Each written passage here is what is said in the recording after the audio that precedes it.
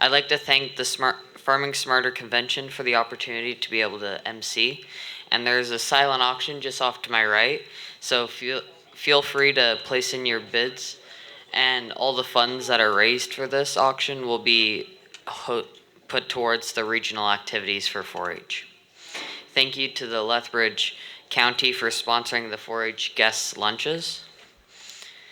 And that is all I have to say about that.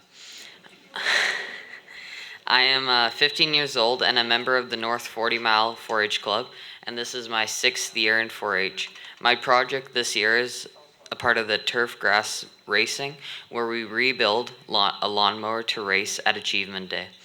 My hobbies are playing sports, and I enjoy volleyball, basketball, badminton, and cross country.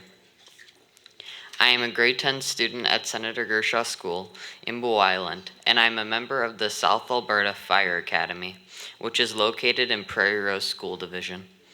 I am working this year to obtain my firefighter level 1 accreditation, and at the end of grade 11, I will have achieved my level 2 accreditation.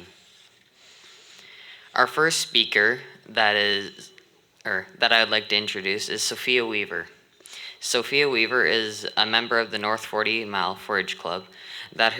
This is her 6th year in 4-H, and her projects include market beef and heifer.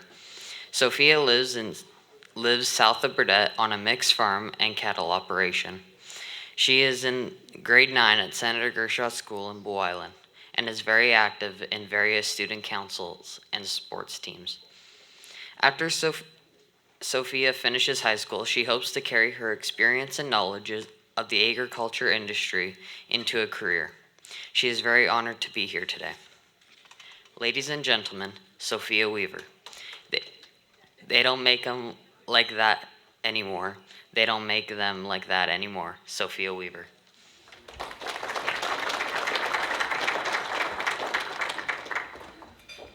Good afternoon, Mr. Chairperson, ladies and gentlemen, and fellow 4-H members. They Don't Make 'Em Like That Anymore is a song written by Jason Blaine about the greatest generation of people, those born between 1900 and 1935. They witnessed the most change in their lives than any generation before them, and probably any generation after them. They played a large role in what the world is today. This song reminds me greatly of my Paka Rents, my great-grandpa on my dad's side. He was born in Friesland in 1932. This song is the perfect description of Paka and the great men and women of their generation. The first line of the song is, "He still combs his hair like Elvis." This is probably the most relatable line. No matter who was coming over or what the occasion was, he would always comb his hair with a wave like Elvis. This action showed respect for the people in his company, even if it was just us family members in our dirty work clothes. It also shows respect for self and wanting to be presentable to those in his home. Unfortunately, I feel that this is a value that our society is losing today. Today, there are not many kids who still comb their hair like Elvis. In fact, even at school and in public places, you don't even have to take your hat off. If there's one person I know that would greatly disagree with this being allowed, it would be my Paka. This next line is recognizing one of the biggest changes in the 20th century, work ethic. Jason Blaine sings, "Up with the sun each morning and hardly miss a day of work," to represent the values and lifestyles of this generation. The way my great-grandfather lived went by an important rule, working to survive. He would not get very far with a doubted mindset like some employees that want to cut down to a 4-day work week. This concept would be unbelievable to this generation. They worked. They had to just to survive.